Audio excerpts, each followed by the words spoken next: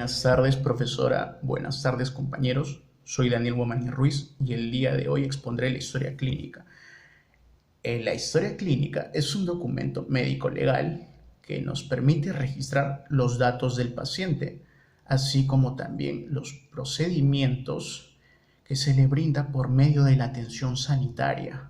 Este documento pasa por distintos profesionales de la salud. Es de mucha utilidad ya que nos permite una organización y atención de manera eficiente. De pacientes tenemos a diversos. Puede ser un paciente de emergencia, puede ser un paciente de consulta externa, puede ser un paciente de hospitalización. Ahora, los pasos para realizar una correcta historia clínica empieza por el número 1, que vendría a ser lo que es la enumeración de la historia clínica.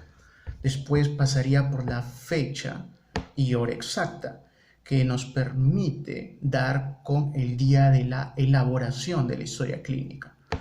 Después de ello tenemos a la anamnesis, que vendría a ser la entrevista, donde recaudaremos los datos personales del paciente y empieza con datos de filiación.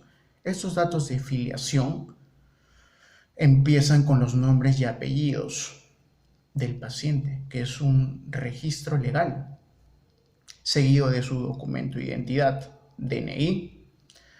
Después de ello, la edad, que nos permite clasificar a la persona dentro de su grupo etario, además de ver la incidencia y prevalencia de enfermedades. ¿De qué manera? Pues en adultos mayores se ve la hipertensión arterial y la osteoporosis. En los adultos jóvenes y jóvenes adultos, las enfermedades de transmisión sexual. Después sigue lo que es el sexo, masculino y femenino, que también nos permite identificar el género del paciente, pero a su vez también se descarta la incidencia y prevalencia de algunas enfermedades. Por ejemplo, las mujeres son predispuestas al cáncer de útero, como los hombres al cáncer de próstata. Seguimos con la raza y la etnia, que recoge las características biológicas y culturales del paciente. Después de ello, seguimos con el estado civil del paciente. En este caso, nos conviene saber si es soltero, si es casado. Más allá de ello, también su condición socioeconómica, ya que depende de ello, va a acceder a las oportunidades de prevención, tratamiento, como también recuperación. Eso es algo que se debe tener muy en cuenta. También el lugar de residencia, no tan solo el actual, sino también los anteriores. Ahora, en cuanto a la enfermedad actual, aquí va a ser un punto clave. ¿De qué manera? Acá vamos a encontrar el punto de quiebre. ¿Por qué? Porque en base a las preguntas vamos a ir analizando para dar con los signos y síntomas que nos refiere el paciente. De esta manera, por el medio del análisis, vamos a llegar a unas conclusiones efectivas. Aparte de ello, sigue lo que es el motivo de la consulta. Se pregunta al paciente el motivo por el cual acude al centro de salud. Un ejemplo sería preguntarle cuál es el motivo de su consulta. La respuesta que ellos nos brinden debemos anotarlas tal cual. ¿Por qué? Porque de esa manera seremos más exactos, aunque también es válido utilizar lenguaje técnico en las anotaciones. Después de ello, siguen los antecedentes. Tenemos los antecedentes heredofamiliares.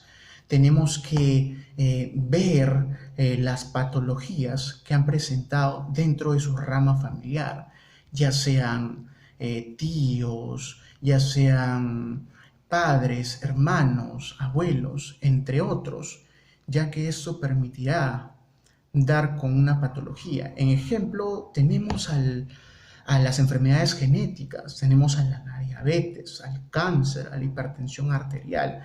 En antecedentes personales no patológicos, tenemos a los hábitos alimenticios, a la sexualidad, a la higiene, a las costumbres y a las horas de sueño, las condiciones de ocupación, preguntar si tiene alguna toxicomanía. Toxicomanía, por ejemplo, un hábito de tabaquismo, un hábito de alcoholismo, preguntar si tiene su esquema de vacunación y si ha recibido transfusión de sangre o ha sido transfundido, ¿no? Eso es algo que se debe tener en cuenta. Los antecedentes personales patológicos ya sería algo que vamos a abarcar ahorita. En este caso se refiere a las enfermedades que ha padecido o está padeciendo, ¿no? Antecedentes quirúrgicos, antecedentes alérgicos, traumáticos. Y bueno, en el caso de gestantes tenemos a los antecedentes gineco-obstétricos, que vendría a ser el parto, la cesárea, la pérdida del embarazo, la primera menstruación, la última vez que ha tenido la menstruación, como también si está embarazada, si está yendo a los controles, entre otros. Si se dan cuenta, de alguna manera es muy variado lo que se está viendo, ¿no? De ahí pasamos al examen físico. ¿De qué manera? Pues tenemos que hacer una evaluación cefalocaudal. La evaluación cefalocaudal vendría a ser de pies a cabeza. Valoración del estado general del paciente también hay que tener en cuenta.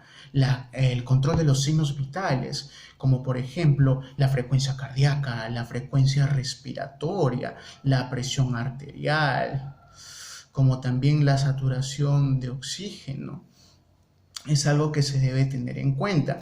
Y la verdad es que no tan solo acaba ahí, pues también hay que tener en cuenta algo muy importante: la hoja de consentimiento informado y la hoja de procedimiento quirúrgico. Los dos son documentos muy importantes, pero de por sí se necesita la firma del paciente, porque bajo su propia responsabilidad va a aceptar lo que el centro sanitario le va a realizar, absteniéndose a sus propias consecuencias. Y eso es algo que la mayoría de pacientes debe tener en cuenta.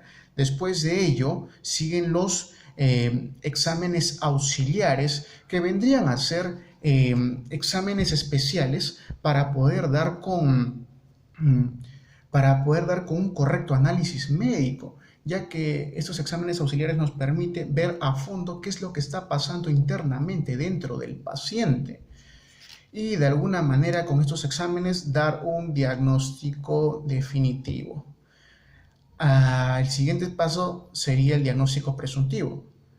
De por sí, en la historia clínica que encontré sale diagnóstico presuntivo, y este vendría a ser una sospecha de un diagnóstico que falta todavía ser investigado. Ahora el plan de trabajo vendría a ser la planificación de lo que es el plan a seguir que se le va a dar al paciente para su recuperación, teniendo objetivos amplios y alcanzables. Después de eso viene lo que es el tratamiento y el seguimiento, ¿no? La terapéutica y el seguimiento, que vendría a ser la aplicación del plan de trabajo, donde se registrará los cambios de los signos y síntomas de manera diaria para que este paciente pueda tener una pronta evolución. Después de ello, si el paciente ha resultado en un buen estado de salud después del tratamiento, pues pasamos a la epicrisis. La epicrisis vendría a ser un resumen realizado por el médico en donde sale la evolución del paciente a lo largo de todo el tratamiento, el cual puede ser un resultado donde se le da de alta, o puede ser un resultado lamentable donde el paciente fallezca.